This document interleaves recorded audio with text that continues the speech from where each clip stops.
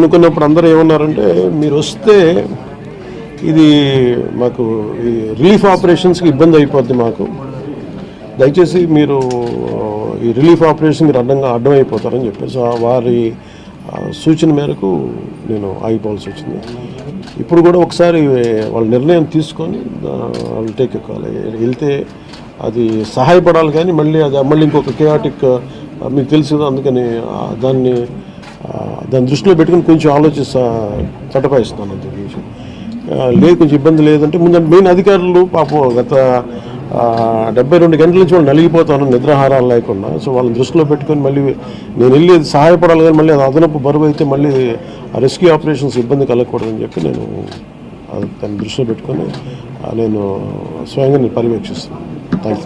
4 రోజులుగా పవన్ కళ్యాణ్ ఉప ముఖ్యమంత్రి రాలేదు, ఎక్కడ రాలేదని చెప్పి విపక్షాలు ఆరోపణ చేస్తున్నారు. బాధితులను పట్టించుకోలేదని చెప్పేసి ఆరోపిస్తారు.